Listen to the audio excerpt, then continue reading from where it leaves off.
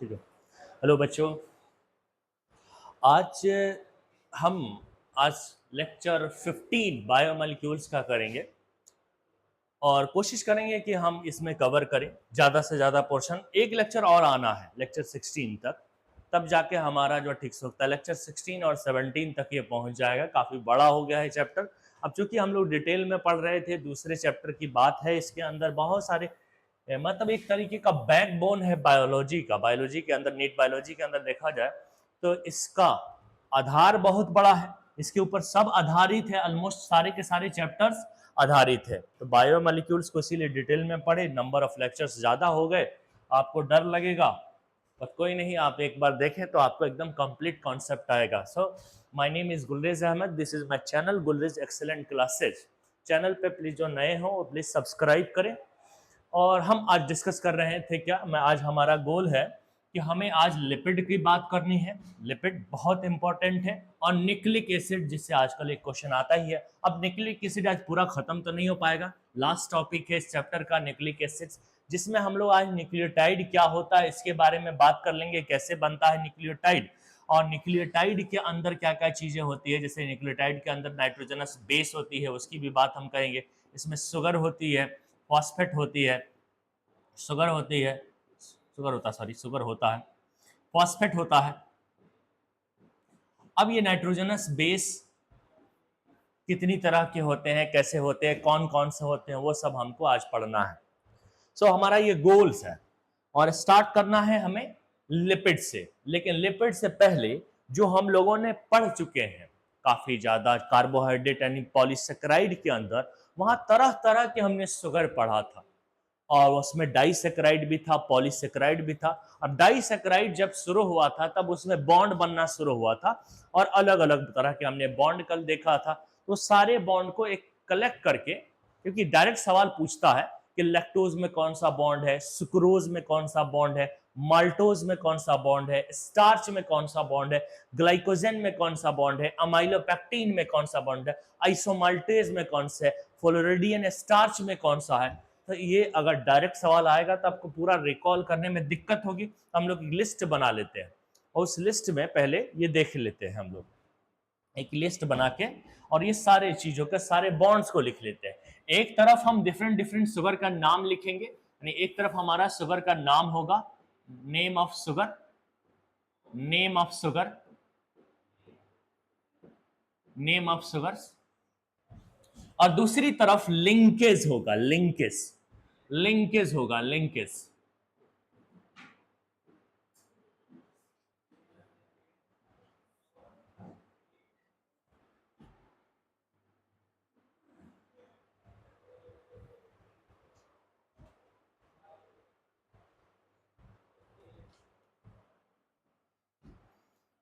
तो एक तरफ चलो अब नाम लिखना शुरू करते हैं।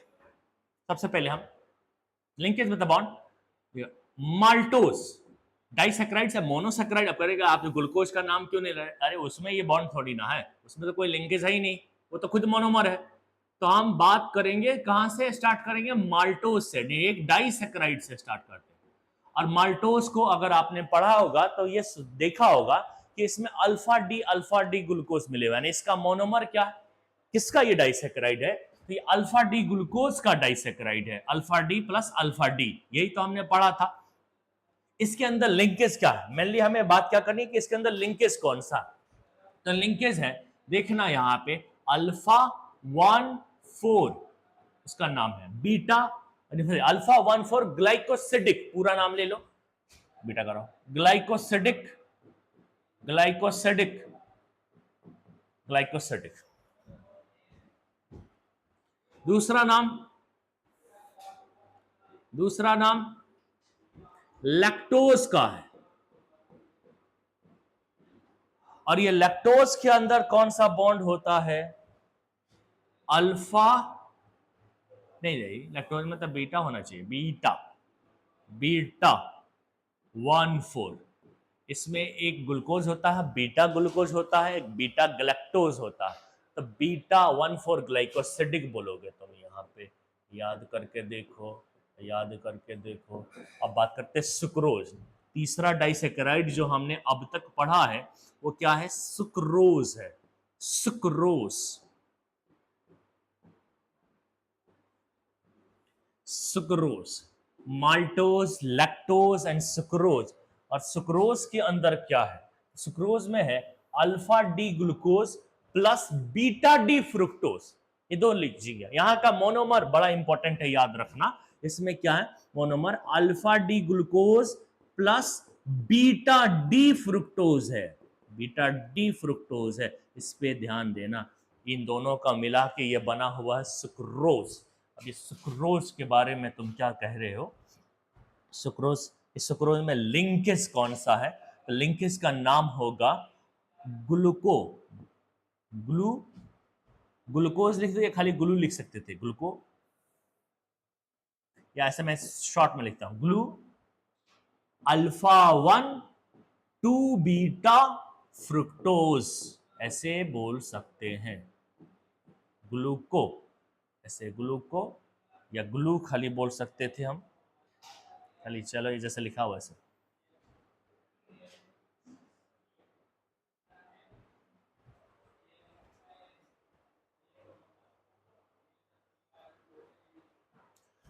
और करंट पैटर्न ऑफ नीट के हिसाब से अगर डॉक्टर बनना है तो इस तरह के सारे पॉइंट्स पे ध्यान देना है। और डॉक्टर तो बनना ही बनना है, चाहे कितनी भी साल क्यों ना लग जाए, मेरी तरह घिसते रहो, बन ही जाओगे। डॉक्टर बनने चैन नहीं लेना। और क्या हाल है? ठीक है।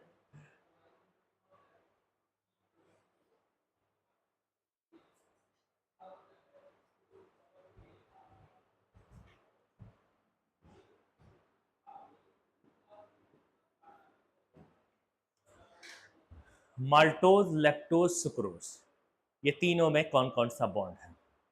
ये तीनों में कौन कौन सा बॉन्ड है ये देख लिया तुमने। अब देखो, ये देख लिया तुमने।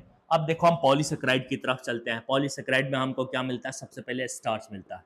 स्टार्च में जब देखे तो वहां पे कौन है? स्टार्च क्या है? तो polymer of alpha D glucose, केवल अल्फा डी ग्लूकोज है। और इसमें है क्या?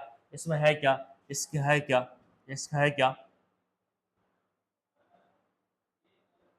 स्टार्च में केवल क्या है? अच्छा, बॉन्ड कौन सा है? अल्फा 1 4 भी है, क्योंकि अल्फा डी ग्लूकोज है। तो और दूसरा जो है अल्फा 1 6 है, ब्रांचिंग देने वाला ये वाला बॉन्ड है। अल्फा 1 4 है, अल्फा 1 6 है। अब ग्लूकोज के अंदर दो पार्ट हमने कल पढ़ाया था कि ग्लूकोज में 20% ग्लूकोज जो होता है वो अमाइलोज होता है। अमाइलोज, तो अमाइलोज 20% और उसमें 1 6 होता ही नहीं है। तो फिर क्या होगा? उसमें केवल जो है अल्फा 1 4 लिंकेज ही हमने देखा था कल। अल्फा 1 4 लिंकेज ही कल हमने देखा हुआ था। अल्फा 1 4 लिंकेज ही कल हमने देखा हुआ था।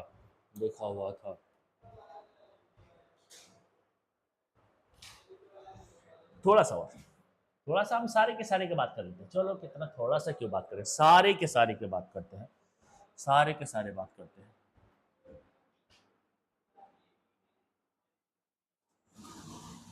एक सेकंड।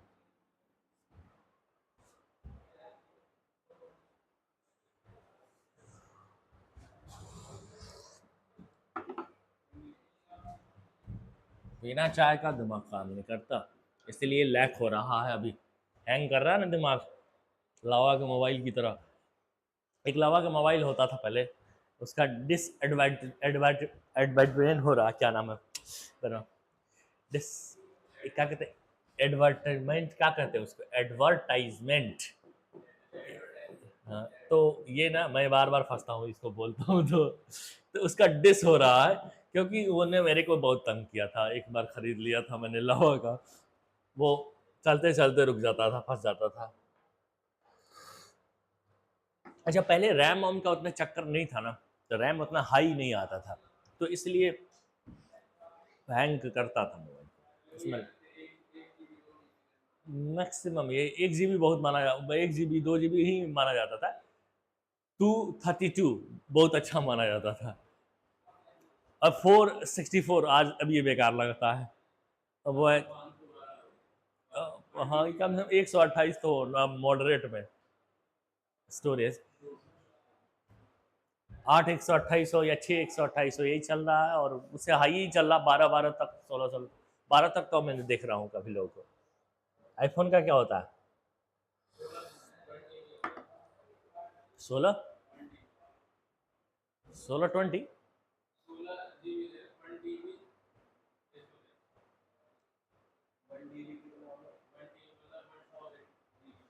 वाह, बहुत वो है रिकॉर्ड करने के लिए कि एक दिन में कितने सारे लेक्चर रिकॉर्ड कर लो, कोई इशू नहीं है। चलो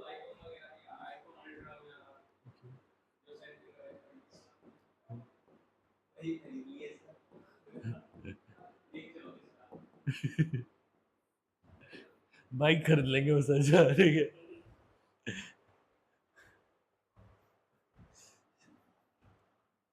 अमाइलोपेक्टिन में वही जो जो स्टार्च में होता है वो सब होगा, 14 अल्फा 16 ग्लूकोज।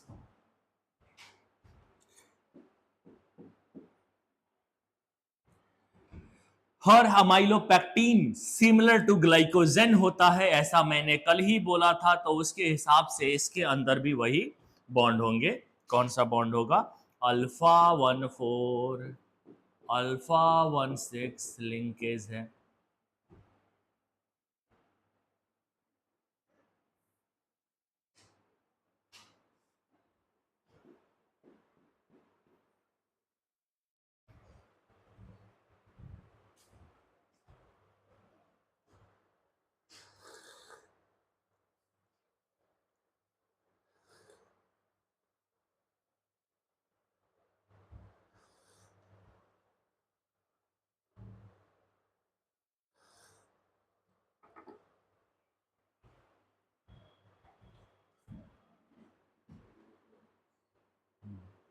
ग्लाइकोजन हो गया।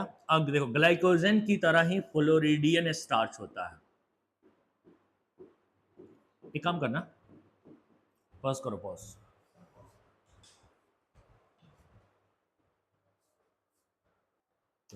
तो फ्लोरिडियन स्टार्च के अंदर आप क्या देख रहे हैं कि इसके अंदर लिंकेज वही होगा जो ग्लाइकोजन के अंदर होगा।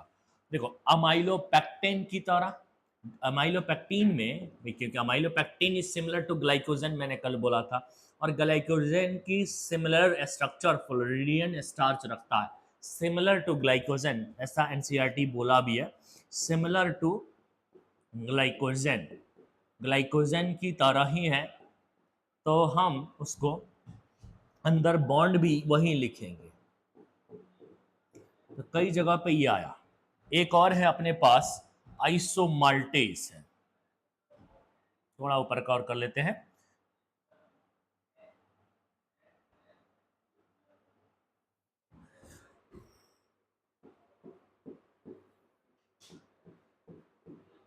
आइसोमाल्टोज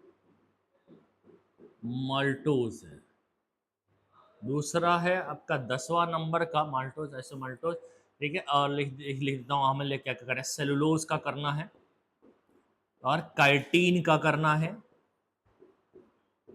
पेप्टाइडोग्लाइकेन का करना है। देखो, पेप्टाइडोग्लाइकेन नॉट नेसेसरी, उसमें अल्फा है 14 ही है, और कोई है नहीं, लिख लो, कोई बात नहीं। पेप्टाइडोग्लाइकेन,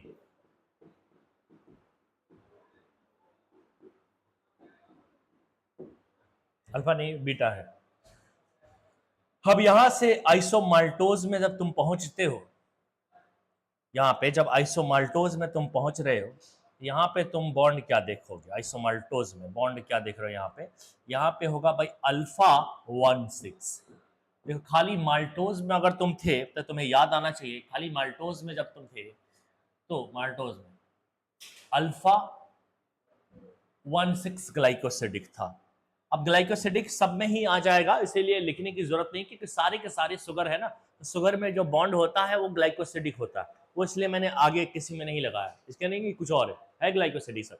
बस नंबर कौन से कार्बन किसका जुड़ रहा, मोनोमर अल्फा वाला है या बीटा वाला है, वो चीजें सिर्फ आपको बॉन्ड में रिप्रेजेंट करना है और वही याद रखना है। थोड़ा बहुत होशियार होना है, डॉक्टर बनना है, डॉक्टर सबसे ज्यादा होशियार होता है, तभी तो जान बचाता है। लोग कहते हैं कि यार मेडिकल वाले के पास दिमाग नहीं होता है, ऐसा कुछ है नहीं। ऐसा कुछ है नहीं। ठीक है, इंजीनियरिंग में अलग है, मिसाइल विजाइल बनाते हैं, लड़ने का काम आता है, देश एक दूसरे से मारने का, जान मारने का काम होता है, लेकिन जान बचाने का काम हमारा है। तो देखो सेलुलोज में भाई बीटा ग्लूकोज होता है, पॉलीमर ऑफ बीटा ग्लूकोज है। और फिर क्या बीटा, केवल बीटा, बीटा 14 होगा, बीटा 14। क्यों बीटा बीटा बीटा है? कार्टीन भी है ना, तो ये भी एक है नैक, एक खास तरह का ये भी होगा आई थिंक जो है बीटा 14 ही है। एन ग्लाइकोसिडिक लिंकेज है, लेकिन यहाँ पे एन ग्लाइकोसिडिक लिंकेज बोलेंगे, बीटा 14 ही होगा। बट यहाँ पे ये एन ग्लाइकोसिडिक है, क्योंकि एन कंटेनिंग कंपाउंड है ना, तो एन ग्लाइकोसिडिक बोलते हैं हम इसको। बोलो ना बोलो, पर यह है कि बीटा 14 तुमको याद रखनी होगी। पेप्टाइडोग्लाइकेन भी यहाँ पे भी बीटा 14 है और एन ग्लाइकोसिडिक लिंकेज होगा, लेकिन two different type of sugar यहाँ पे मौजूद होता है। इन दोनों में मोनोमर का फर्क है। इसमें एक में है होमोपॉलीमर है, ये होमो है, एक ही तरह का पॉलीमर है। ये भी होमो है, एक ही तरह का पॉलीमर है, लेकिन ये हेट्रो है, हेट्रोपॉलीमर है। बस ये फर्क है। मोनोमर कौन सा है इसके अंदर। हमने बॉन्ड का नाम ले लिया, लपेट दिया, और ये बॉन्ड इंपॉर्टेंट है, आपको याद रखना चाहिए, और इस पर क्वेश्चन आएगा तो आप डायरेक्टली कर पाएंगे। कई बार आप नीट पीओएसक्यूज में देखेंगे कि इससे कई बार क्वेश्चन डायरेक्ट पूछेगा, तो कहाँ रिकॉल करते रहे, स्ट्रक्चर बना के चेक करते रहे, लिस्ट भी आप याद रखें। तो नीट का जो टेस्ट है वो स्पेशली मेमोरी बेस्ड है। आप मेमोरी में जितनी चीजें रख लेते हैं आपका टाइम बचेगा। ऐसा नहीं है कि सॉल्व करके निकाला नहीं जा सकता, सोच के रिकॉल करके लाया नहीं जा सकता, जा सकता, लेकिन उतना वक्त है नहीं, एक्यूरेसी लेवल बहुत हाई है। आपको क्वेश्चन कोई छोड़ना नहीं है, ज्यादा से ज्यादा क्वेश्चन को अटेम्प्ट करना है। इसीलिए जहां पे भी पॉसिबल बन रहा है चार्ट बना के रट जाओ, लिस्ट बना के रट जाओ, जहां भी पॉसिबिलिटी बन रही है, जहां जहां।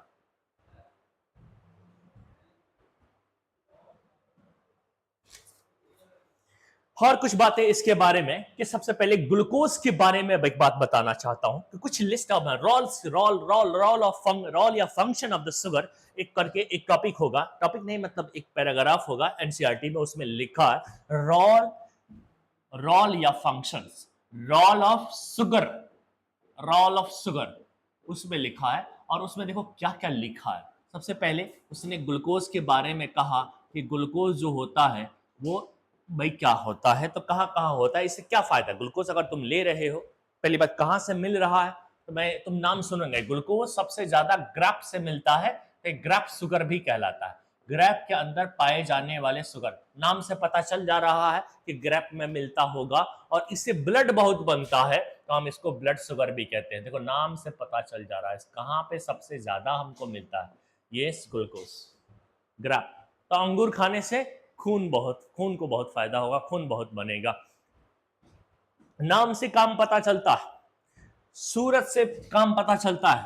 कई ऐसी चीज है तुम देखोगे, बीन शेप जो होती है ना, वो बीन खाते हैं जो हम लोग, आदि में मिलता है ना, ट्यूसडे से मंडे वाले रात में मिलता है बीन का, तो बीन खाते हैं, उससे क्या होता है, किडनी शेप का है, तो किडनी के लिए बड़ा बेनिफिशियल होता है, किडनी स्टोन से बचाता है, किडनी के अंदर फिल्ट्रेशन रेट को मेंटेन, जीएफआर को मेंटेन करके रखता है वो। बीन्स की अगर हम बात कर रहे हैं, बीन्स की हम बात कर रहे थे, बीन के, खैर हम उसकी बात नहीं कहा। आपके ग्लूकोज ग्रैप में ज्यादा पाया जाता, खाओगे ग्रैप्स यानी अंगूर खाया करो, ब्लड शुगर यानी ब्लड के अंदर शुगर मेंटेन रहेगा, ठीक है, ब्लड के शुगर मेंटेन रहेगा। उसके बाद हम ग्लूकोज के बाद हम किसकी बारी ले गए, ग्लैक्टोज की बारी लाए, ये देखिए हम लेके आ जाते हैं ग्लूकोज के बाद लैक्टोज की। लैक्टोज क्या है, मिल्क शुगर है, मिल्क में पाए जाने वाले शुगर है, मिल्क शुगर है। सबके नाम नहीं करने हैं, सबके काम नहीं करने हैं, कुछ इंपॉर्टेंट जो एनसीईआरटी में है, जो चार्ट बना के दे रखा उसको करना है। फ्रुक्टोज की बात करो, ग्लूकोज की बात कर ली, गैलेक्टोज की नहीं करनी होती है, लैक्टोज की कर ली, फ्रुक्टोज की कर ली। फ्रुक्टोज क्या है, एक तरह का मोनोमर है, और ये फ्रूट में पाया जाता है, तो फ्रूट खाओगे तो फ्रूट शुगर फ्रुक्टोज होगा। और फ्रूट खाना तुम्हारे दिल, दिमाग और किडनी जितने भी वाइटल ऑर्गन्स है ना, उसके लिए बहुत फायदेमंद है। फ्रूट शुगर बहुत फायदेमंद है, इससे जीएफआर इससे भी मेंटेन रहता है, ब्लड भी मेंटेन रहता है, इंटरनल ऑर्गन्स बहुत अच्छे से काम करते हैं, इवन ना रिप्रोडक्टिव सिस्टम भी फ्रूट खाने वालों का ज्यादा सही रहता है, फिट रहता है।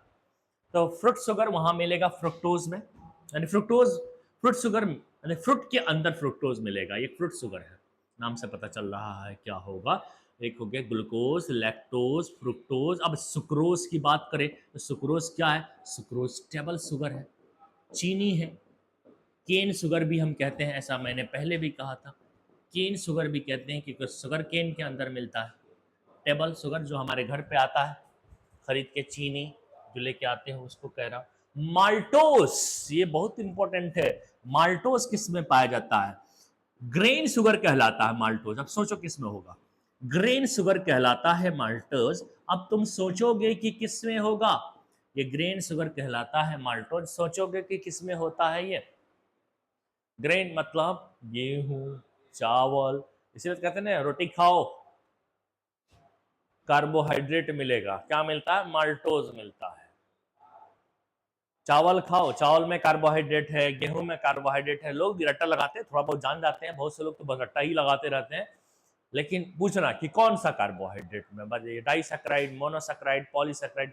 स्टार्च भी मिलता है, ऐसा नहीं है, स्टार्च भी उसमें मिलता है, स्टार्च भी मिलता है। लेकिन जाना किसकी वजह से जाता है? तो बेसिकली गेहूं और चावल, ये इसकी वजह से जाना जाता है, माल्टोस की वजह से जाना जाता है।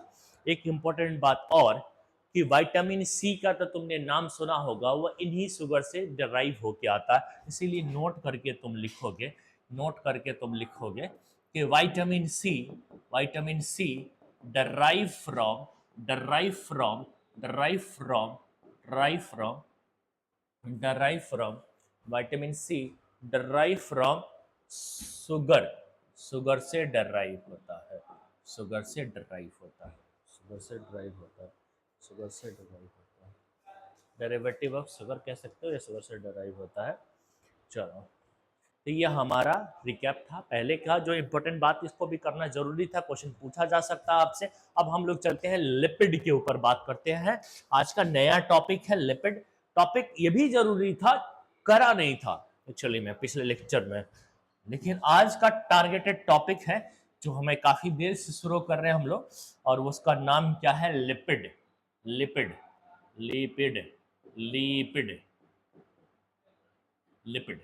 लिपिड के बारे में पहले कुछ लाइन आपको याद रखनी है कि लिपिड जो होता है वो वाटर इनसोल्युबल होता है, वाटर इनसोल्युबल होता है, पानी में वो नहीं घुलता है। सोलेबल इन ऑर्गेनिक सॉल्वेंट, किसी ऑर्गेनिक सॉल्वेंट के अंदर घुल जाएगा। सोलेबल इन ऑर्गेनिक सॉल्वेंट, अगर कोई एसिड में डाल रहे हो, कार्बोनिक एसिड, सॉरी कोई भी एसिड जो ऑर्गेनिक एसिड है उसके अंदर आ जाएगा, तो soluble in organic solvent, organic solvent में तो हो जाएगा, सोलेबल है। लेकिन हाँ, वाटर में नहीं है, ये बात तुम समझ गए, वाटर में नहीं है। एसिड इनसोल्युबल पूल है। क्या है? एसिड इनसोल्युबल पूल है, एसिड इनसोल्युबल पूल है।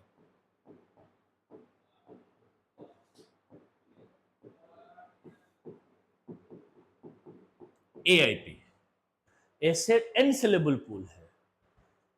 मॉलिक्यूलर वेट, अच्छा एसिड इनसोल्युबल पूल है, उसके बावजूद भी इसको हम नॉन पॉलीमेरिक सब्सटेंस में रखते हैं। हमने बताया था कि एक्सेप्शन है कि नॉन पॉलीमेरिक सब्सटेंस होता है तक शायद नॉन पॉलीमेरिक सब्सटेंस है, नॉन पॉलीमेरिक सब्सटेंस है जिसको होना चाहिए था सोल्युबल पूल में, लेकिन फिर भी एसिड इनसोल्युबल पूल में है क्योंकि इसका पॉलीमर बड़ा है, ये फिल्टर नहीं हो पाता है। अब नॉन पॉलीमर में इसीलिए रखा गया पॉलीमेरिक में क्योंकि मॉलिक्यूलर वेट 800 डेल्टॉन से इसका कम है, मॉलिक्यूलर वेट 800 डेल्टॉन से कम है। ये कुछ बेसिक बात थी लिपिड के बारे में। तो लिपिड से सवाल थोड़ा सा अब ज्यादा नहीं आता, लेकिन आ रहा है, ऐसा नहीं है एकदम एकदम बेकार टॉपिक है, ऐसा बिल्कुल नहीं है। बायोमोलिक्यूल्स, बायोटेक्नोलॉजी, बायोमोलिक्यूलर जेनेटिक्स जितने भी है, मॉलिक्यूलर जेनेटिक्स पहले से, बायोमोलिक्यूल्स, इसके बाद हम एक दो दिन में शुरू करेंगे मॉलिक्यूलर जेनेटिक्स, उसके बाद बायोटेक, एप्लीकेशन ऑफ बायोटेक। ये ऐसे चैप्टर्स है जिसमें एक भी टॉपिक, एक लाइन भी बेकार नहीं, वो सब नीट के लिए बहुत इंपॉर्टेंट है, एक लाइन भी, हर लाइन इंपॉर्टेंट है। बाकी सब चैप्टर अगर बोटनी के अंदर आते हो ना तो बहुत सारे बकवास बातें भी है, उसको छोड़ भी सकते हो या उसको इग्नोर मार सकते हो, उसको हल्का फुल्का पढ़ सकते हो, लेकिन इन सब चैप्टर्स के अंदर हर लाइन का बहुत बड़ा इंपॉर्टेंस है। किस साल उठ के आ जाए कुछ पता नहीं।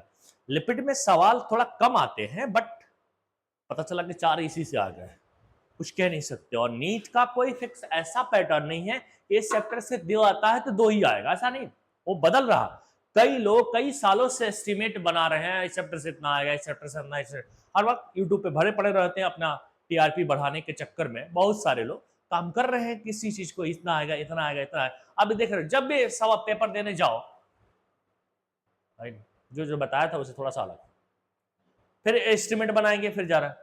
जब से एनटीए कंडक्ट कर रहा, पैटर्न को बहुत हेर फेर कर रहा है, चैप्टर वाइज फिक्स क्वेश्चन रख नहीं रहा। इसीलिए अच्छा, जो इंपॉर्टेंट चैप्टर है वो उसको कभी भी हीरो बना सकता है। ये ऐसे चैप्टर्स है ना, 4-5 सवाल आने का होता है, 10 सवाल भी दे सकता है। ये है मॉलिक्यूलर जेनेटिक्स है, बायोटेक है। एक बार 9 सवाल दिया था, जब हमने नीट देना शुरू किया था उस टाइम 9 सवाल दिया था उसने,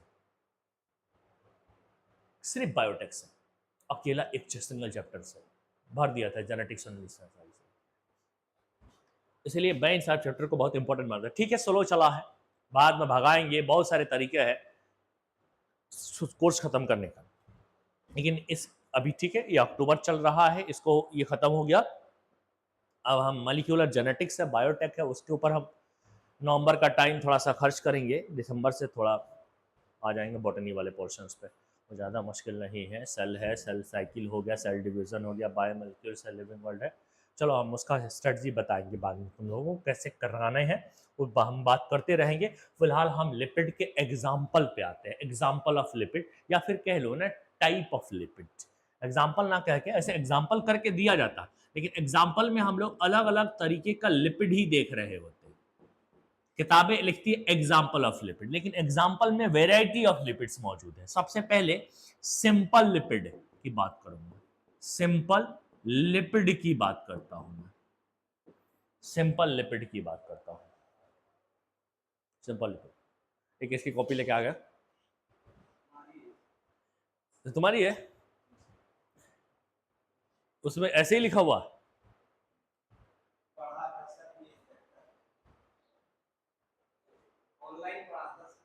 अच्छा पढ़ा था, मतलब सेम सेम यही लाइन लिखा हुआ या फिर अलग अलग है?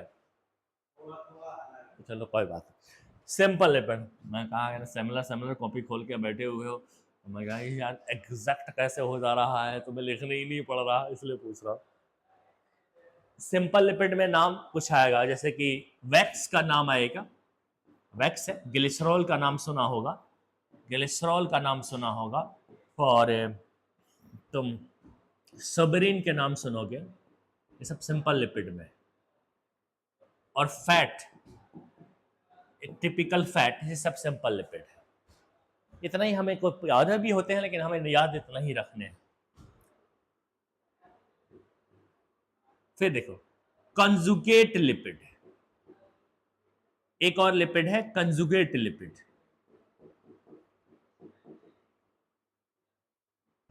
कंजुगेट लिपिड मतलब लिपिड के साथ कोई नॉन लिपिड चीज मिला हुआ हो, lipid with non lipid substance, lipid with lipid combine with non lipid substance, non lipid substance, lipid with non lipid substance है। सबसे पहला इसमें नाम जो लिया जाए, हमें हमें ग्लाइकोलिपिड का नाम सुना होगा, हमने पढ़ाया था सेल के अंदर ग्लाइकोलिपिड, सब प्लाज्मा मेम्ब्रेन की बात कर रहे हैं। इसमें ना ग्लूकोज मतलब कार्बोहाइड्रेट प्लस लिपिड है, मतलब नॉन लिपिड चीजें मिली हुई है, तो हम इसको बोल सकते हैं कंजुगेट लिपिड है। एक लाइपोप्रोटीन है, जब लिपिड के साथ प्रोटीन चिपकता है तो हम उसको बोलते हैं लाइपोप्रोटीन, ये भी कंजुगेट लिपिड में आएगा। तो हमारे पास सिंपल लिपिड हो गया, हमारे पास कंजुगेट लिपिड हो गया, और हम लोग क्या पढ़ने वाले हैं, और हम लोग क्या पढ़ने वाले, बड़ा ध्यान से देखते जाना। Derived lipid, most important lipid derived lipid है, डेराइव्ड लिपिड तीसरा हम जो पढ़ने वाले हैं वो डेराइव्ड लिपिड पढ़ने वाले हैं, डेराइव्ड लिपिड पढ़ने वाले हैं। और डेराइव्ड लिपिड में नाम मैं लेने जा रहा हूं अभी फिलहाल कोलेस्ट्रॉल है। दो नाम हम पढ़ते हैं डेराइव्ड लिपिड में, कोलेस्ट्रॉल, कोलेस्ट्रॉल पढ़ेंगे, ठीक है। कोलेस्ट्रॉल, फॉस्फोलिपिड का नाम सुना होगा, वो भी एक तरह का डराइव लिपिड है, फॉस्फोलिपिड, वो हम पढ़ेंगे। डराइव लिपिड, फॉस्फोलिपिड, कोलेस्ट्रॉल वगैरह के बारे में पढ़े। सबसे पहले हम कोलेस्ट्रॉल की बाकी कहानी शुरू करते हैं। कोलेस्ट्रॉल के बारे में हमें ज़्यादा कुछ पढ़ना उड़ना नहीं है। कोलेस्ट्रॉल में थोड़ी सी बात बता देता हूँ कि कोलेस्ट्रॉल बनाता क्या। एनसीईआरटी में ज़्यादा कुछ नहीं दे रखा है कोलेस्ट्रॉल, तो ज़्यादा हाई फाई पढ़ने की ज़रूरत नहीं है। कोलेस्ट्रॉल के अंदर एक रिंग होता है, एक खास तरह का रिंग, उस रिंग का नाम होता है क्या, सीपीपी, लिखा हुआ है सीपीपी रिंग होता है कोलेस्ट्रॉल के अंदर। साइक्लो पेंटेनो एंथ्रा पेंटेनो फेना एंथ्रासिन रिंग, ये फुल फॉर्म तुमको याद रखना है। रिंग बनाने को नहीं आएगा बेकार जाएगा, अगर बनाओगे तो बेकार जाएगा, हमें ज्यादा नहीं। कोलेस्ट्रॉल से कोई क्वेश्चन इस तरीके का नहीं पूछता। एक रिंग पाया जाता है, और इस लिपिड वाले टॉपिक पर हम एनसीईआरटी में रहेंगे। अब का वह 5-4-5 जो है हम साइक्लोपेंटेनो एंथ्रासिन फेना एंथ्रासिन बनाते रहे, वो वेस्ट चला जाएगा। अपनी एनर्जी को भी तो बचा के रखना। बहुत सारे चैप्टर्स हैं नीट में जो हमको पढ़ना होता है, इसीलिए एनर्जी को बचाएंगे और रिवीजन करने में अगर इस्तेमाल करेंगे, अच्छे से पढ़ने में टॉपिक का इस्तेमाल करेंगे तो ज़्यादा अच्छा है बनस्बत कि आप जो है डीलिंग पानी करें। तो कोशिश ये करना एक्स्ट्रा नहीं पड़ा। कोलेस्ट्रॉल क्या करता है, तो कोलेस्ट्रॉल के कुछ काम से, कुछ काम है, कुछ काम करता है। ये कोलेस्ट्रॉल ने ही विटामिन डी को कहीं ना कहीं बनाया है, विटामिन डी को बनाया हुआ है। कोलेस्ट्रॉल जो है आपका बहुत सारे स्टेरॉइड हार्मोन को बनाया हुआ है, इनफॉर्म स्टेरॉइड हार्मोन। और तुम कह रहे हो कि स्टेरॉइड हार्मोन कौन सा होता है, तो कौन सा होता है, आराम से देखो कौन सा होता है। तुम सुने हो हमारी बॉडी में स्टेरॉइड का भी बहुत बड़ा रोल है, और स्टेरॉइड हार्मोन कोलेस्ट्रॉल ही बनाएगा। कौन है, कौन कौन कौन कौन, estrogen female sex hormone, progesterone ये female pregnancy maintaining hormone progesterone, और मेल में टेस्टोस्टेरॉन। बिना टेस्टोस्टेरॉन का मेल किसी काम का नहीं है, ना उसकी मस्कुलर बिल्डिंग होगी, ना वो स्पर्म फॉर्मेशन होगा। तो ये बहुत मेन चीज भाई, टेस्टोस्टेरॉन जब तुम्हारी बॉडी में सही लेवल पे होता है ना, तो तुम्हारे चेहरे पे अलग ही साइन होता है, और कम होता है ना तो देखना फिटकार बरस रहा होता, मतलब झंड रहती है चेहरे की जो लाइटिंग खराब हो जाती है। लोग कहते हैं ना यार अभी तो यार ये अभी तो जवानी है, पता नहीं है बूढ़ा की तरह क्यों दिख रहा है। सारा खेल टेस्टोस्टेरॉन का। अगर तुमने टेस्टोस्टेरॉन को मेंटेन किया हुआ है ना लेवल तुम्हारा, कुछ एक्सरसाइज है, कुछ खाने हैं। अब टेस्टोस्टेरॉन कोलेस्ट्रॉल से बनता है, इसके वजह तुम चर्बी खाना शुरू कर दिए, इसका मतलब बिल्कुल ये नहीं है। कोलेस्ट्रॉल एक लिमिट में ही खाना है, और कुछ प्लांट से मिली हुई कोलेस्ट्रॉल को खाओ तो ज़्यादा बेहतर है। चलो गोश्त का भी खा सकते हो, लेकिन डायरेक्ट चर्बी नहीं खा सकते, दूसरे बीमारी को हमें दावत नहीं देना है। और यह है कि जीरो फिगर बनाने के चक्कर में मेल को कम से कम जीरो फैट पे नहीं रहना चाहिए। मैं ये नहीं कह रहा हूं कि पानी पूरी बर्गर खाओ, लेकिन हाँ कुछ चीज़ें ऐसी हैं जो लिपिड की आपको लेना पड़ेगा, कोलेस्ट्रॉल का लेना पड़ेगा। तो मीट सबसे अच्छा होता है, और भी है प्लांट में भी बहुत सारे हैं जो वेजिटेरियन है। अब वो क्या करें, तो उनके लिए प्लांट में बहुत सारे मिलते हैं। हम बहुत सारी चीज़ें खाते हैं, जैसे आलमंड में भी थोड़ी सी मिल जाती है, और दूध दही जो होता है ना, और घी उससे भी मिलता है बहुत कोलेस्ट्रॉल वगैरह। हाई कोलेस्ट्रॉल नहीं, एक्स्ट्रा कोलेस्ट्रॉल नहीं बनाना, कोलेस्ट्रॉल थोड़ा सा बनाना है ताकि ये स्टेरॉइड हार्मोन बन सके, इसका बहुत बड़ी रिक्वायरमेंट है। और एक टेस्टोस्टेरोन बनेगा तभी तो हम होगा। टेस्टोस्टेरोन के लिए कीगल एक्सरसाइज लोग करते हैं, थोड़ा सा सुबह दौड़ने वोड़ने से भी टेस्टोस्टेरोन बूस्ट होता है, उठक बैठक करने से भी टेस्टोस्टेरोन बूस्ट होता है, और उसकी बहुत ज़्यादा ज़रूरत है। जो अपने अंदर एनर्जी महसूस होती है ना, कुछ लोग बड़ी एक्टिवली उठते हैं, कुछ लोग कहते हैं यार कैसे कर लेते हो यार, 4 बजे उठ के दौड़ना, फिर क्लास जाना, फिर पढ़ना पढ़ाना, ये सब कैसे चलता है? ये सब खेल है, ऐसा नहीं है कि अलग से कुछ करना है। बहुत से लोग कोशिश करते हैं, प्लान करते रहते हैं, जल्दी सोएंगे, जल्दी उठेंगे, जिम जाएंगे, ये करेंगे वो करेंगे, लेकिन नहीं कर पाते। कोशिश भी करते हैं, अलार्म लगाते हैं, 1-2 बार उठते हैं, लेकिन दम तोड़ देते हैं। क्या है ना कि एनर्जी उतनी है नहीं। क्या वो कम खाना खाते? नहीं नहीं, टेस्टोस्टेरोन बूस्ट, टेस्टोस्टेरोन का लेवल कम है, एनर्जी होने के बावजूद भी बॉडी को एक्टिव नहीं रहने देता है। बॉडी को एक्टिवनेस दिखाना है, टेस्टोस्टेरोन को बूस्ट करना है। और इससे कि टेस्टोस्टेरोन या स्पर्म बॉडी के अंदर ज़्यादा एकदम सफिशिएंट अमाउंट में होना चाहिए। तो जो लोग मास्टरबेटेड होते हैं, एक तो होता कि नहीं वो लड़कियों के चक्कर में रहते हैं, लड़कियों को पटाते रहते हैं, जो भी है, तो लड़कियों से कांटेक्ट करना, सेक्सुअल रिलेशनशिप बनाते हैं, इस्लाम के हिसाब से वो हराम है, करना भी नहीं चाहिए, मुँह से नहीं करते हैं, हराम काम, उसका बहुत नेगेटिव असर भी है। दूसरा क्या करते हैं कि इन चीज़ों से बचे, और इसमें कुछ लोग करते क्या है ना कि अरे इसमें तो बदनामी है, लोग जानेंगे क्या करेंगे, तो वो मास्टरबेशन करते हैं। कोई तो देख तो रहा नहीं, उसमें कोई बदनामी है नहीं, वो तो सिर्फ अल्लाह ही देख रहा, और वो सोचते हैं कि हम शरीफ है। पर मास्टरबेटेड इंसान शरीफ नहीं है, वो तो ज़िना ही है एक तरीके का। बात यह है कि आप अपने दिमाग पे कंट्रोल करें, स्पर्म के काउंट को डाउन नहीं करना है। और मास्टरबेटेड तो आपकी बॉडी के लिए जिना करने से भी खतरनाक है एक तरीके से। तो मास्टरबेटेड करते हैं, और जो लोग मास्टरबेटेड होते हैं ना, उनकी एनर्जी हमेशा लो फील होती है, क्योंकि टेस्टोस्टेरोन का लेवल सबसे ज्यादा डिस्टर्ब उन्हीं लोगों का होता है। और ये ऐसी चीजें हैं ना, ऐसी चीजें जैसे सेक्सुअल डिजायर, ऐसी चीजें होती है कि तुम मास्टरबेशन से सेटिस्फेक्शन चाहोगे, नहीं मिलेगी, वो बढ़ती चली जाएगी, और तुम्हारा फिर वो जो है बहुत सारी और भी प्रॉब्लम, सेक्सुअल प्रॉब्लम तो आती आती है, बॉडी की बहुत सारी प्रॉब्लम, मेमोरी की जाने की प्रॉब्लम, और भी बहुत सारी प्रॉब्लम्स होती है, स्ट्रेंथ ही नहीं होता, बॉडी उठाओगे 5 किलो उसी में हाफने लगोगे, ऐसा वाला हो जाता है। तो वो से एक दूर रहना चाहिए। इसलिए नमाज को 5 वक्ती अख्तार, मैं अपने हिसाब से बात कर रहा हूँ, मैं पूरी दुनिया के हिसाब से नहीं, और मतलब जो मेरे रिलीजियस रहना चाहिए, रिलीजियस इसलिए नहीं कि मैं मुस्लिम हूँ, हिंदू के देखते ही गला काट दूंगा, ऐसा नहीं था, दूसरे बने, या फिर हिंदू है तो मुस्लिम को देखते गला। रिलीजियस का मतलब होता है, रिलीजियस में वो चीज़ें जो इन चीज़ों से दूर रहती है, उस पर फॉलो करना है। इस्लाम हमारे लिए बहुत कुछ, हमारे लिए तो हर जगह लर्न करा है ना इस्लाम। यूट्यूब वालों की बात तो मत मानो, वो कुछ तो वो हलाला वलाला के ऊपर वीडियो बनाते रहते, वो तो फेक है, वो बदनाम करने का प्रोपेगेंडा है, वो तो है ही नहीं हमारे में, वो प्रोपेगेंडा है। लेकिन उसके अलावा तुम देखो तो इस्लाम में तो हर जगह लर्न है, लर्न।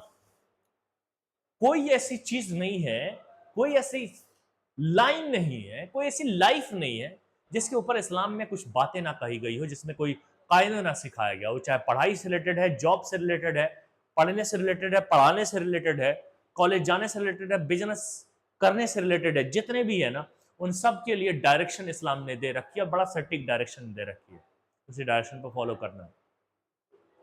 नमाज एक ऐसी चीज है कि जिसके चक्कर में तुम बड़ी बड़ी गुनाहों से बच सकते हो, खासकर मास्टरबेशन और जिना से बचने में तुम्हें बहुत मदद मिलेगी। और तुम्हारी इस उम्र में, ये हमारी जो उम्र है, तुम्हारी जो उम्र है, इस उम्र में हम लोगों को एक एक एकदम करेक्ट लाइन पे चलना होगा। नमाज ऐसी चीजें हैं, बार बार तुम दीन की बातें, नमाज पढ़ने जाओगे, मौलाना साहब बैठाएंगे ना, कभी तुम्हारे पास टाइम होगा असर या जुमे के दिन, तो उस वक्त बातें बताएंगे, वो थोड़ा सा हर हफ्ते में 1 2 बार 3 बार तो तुम सुनोगे, यहाँ पे स्ट्राइक करेगी। जैसे हम सुनाते 2 3 बार रिविजन करा देते, वो चीज़ें बहुत दिन तक याद रहती है ना, और वैसे वाली चीज़ तो और ज़्यादा याद रहती है, क्योंकि वो हमारी मतलब कि हमें पूरी तरह समझ में भी आ रहा है। ये तो समझ में नहीं आ रहा, डराइव लिपिड तो थोड़ा सा ये होता है कि ये थोड़ा भूल जाते हैं, वो नहीं भूलने वाले। मौलाना साहब ने क्या कहा था, किस चीज़ से बचना है, ये नहीं भूलने वाले हैं। जना से कैसे बचना है, तो इसीलिए बार बार सुनते जाओ, उसके खौफ को पैदा करो। अब देखो, बड़ी गुनाह तो है, लेकिन जना से भी बड़ी बड़ी गुनाह है।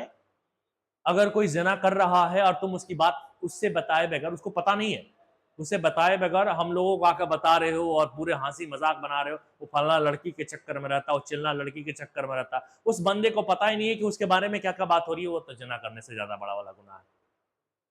एक और लोग मिलते हैं हमारी सोसाइटी में, जैसे आप किसी से पूछे ना कि क्या कर रहे हो, वो कहेगा, जैसे अगर मान लीजिए पढ़ाई ठीक नहीं चल रही हो या कोई ऐसा अच्छा कोर्स में एडमिशन नहीं मिला है, तो कहेगा बस चल रहा है, बस जिंदगी कट रही है। अब इसके बाद आपको नहीं पूछना चाहिए, और खुद के पूछने लगो, अरे उसको तकलीफ हो रही है, एमबीबीएस कर रहा होता, या सर्जरी कर रहा होता, या कोई और हाई लेवल का कर रहा होता, एम्स में एडमिशन होता, तो फकर से बता चुका होता।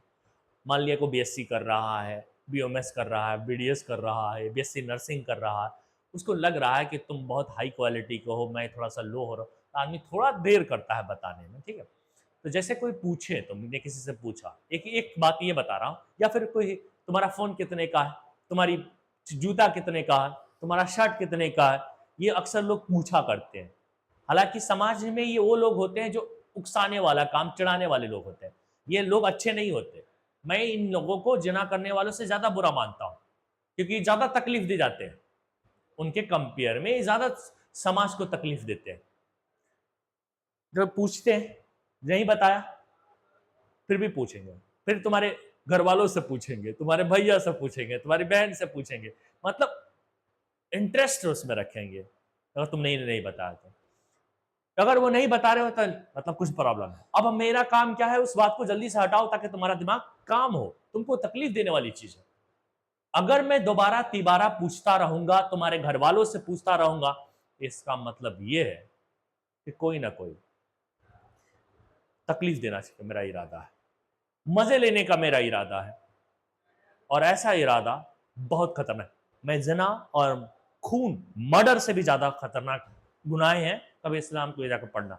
हालांकि आज हमारे सोसाइटी में बहुत है, जैसे चार लोग मिलके बात करके हा हंस रहे होते, जैसे तुम कदम रखोगे चुप हो जाएंगे। या तो किसी और के बारे में बात कर रहे हैं, तुम्हारे किसी जानने वाले के बारे में बात करें, तुम्हारे बारे में बात करें, बात सिद्ध है। लेकिन उस इंसान को करते रहना चाहिए अगर कर रहा है तो। पहली बात को करना नहीं चाहिए, ये बहुत सख्त मना है। तो जो बहुत बड़ा गुनाह है ना, लोगों को बड़ी बड़ी घरों में बड़े बड़े शरीफ लोग जो अपने आप को शरीफ कहते हैं वो भी बात करते हैं, लेकिन ये बहुत बड़ी गुनाह है, ये मुनाफिकत वाली गुनाह है। ये यहूदियों का चाल चलन है, नसारों का चाल चलन है, जो हमारी सोसाइटी में अलीगढ़ में बहुत भरा हुआ। मर्द भी औरत की तरह ही है, चार बैठ के ठहाठाई कर रहे होते हैं। अलीगढ़ के मर्दों में, मर्द की बात नहीं, मैं अलीगढ़ में जो आके रह रहे हैं वो सब की बात कर रहा हूं। मैं सिर्फ ये नहीं लोकल्स की बात नहीं कर रहा हूं। यहाँ पर रहने वाले जो मर्द औरत है ना, कैरेक्टर में फर्क ही नहीं है, सिर्फ मूछदारी का ही फर्क है। ठीक है, जेनाइटल ऑर्गन मतलब बॉडी का फर्क है, लेकिन कैरेक्टर में फर्क नहीं है। दोनों रोते हैं, लड़कियों की तरह लड़के भी रो रहे हैं यहाँ पे।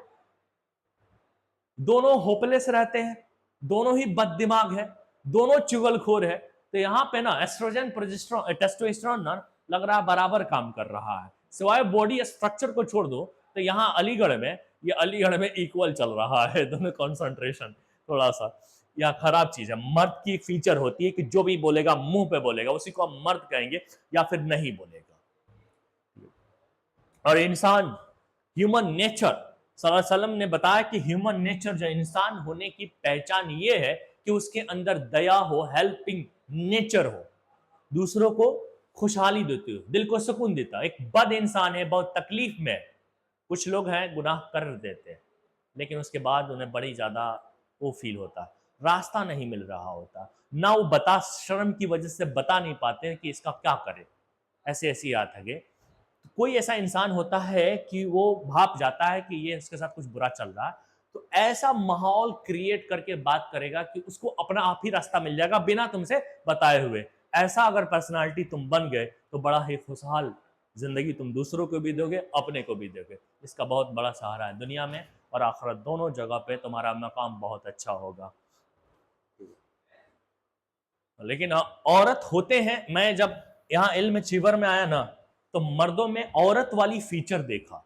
वैसे पहले मैं नहीं देखा करता था, चाहे हादी हसन में नहीं है, ठीक है। वहां पे अगर आते हो मेडिकल वेडिकल में एडमिशन हो, ऑलमोस्ट नहीं मिलेगा तुम्हें, कम मिलेगा। वहां पे होंगे दो चार पांच होंगे, आपस में ज्यादा क्लोज रहोगे थोड़ा बहुत होंगे, लेकिन वहां कम मिलेगा। हाँ, मर्द वाला, मर्द की सूरत में औरत यहीं पे ज्यादा है, जो थोड़ी थोड़ी दाढ़ी भी है या बिना दाढ़ी के है, सेविंग करा के, जैसे भी यूट्यूब वाले देखें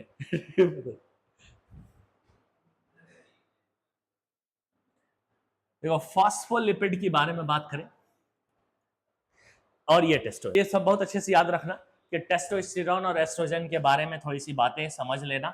ये सब बनती किसे, स्टेरॉइड हार्मोन है, और बनती किससे, कोलेस्ट्रॉल से बनती है। कोलेस्ट्रॉल आपकी बॉडी के लिए रिक्वायर्ड चीज है, लेनी चाहिए आपको। और कोलेस्ट्रॉल की एक और फीचर मैं बता रहा था कि कंटेन सीपीपी रिंग, इसके अंदर सीपीपी रिंग होता है।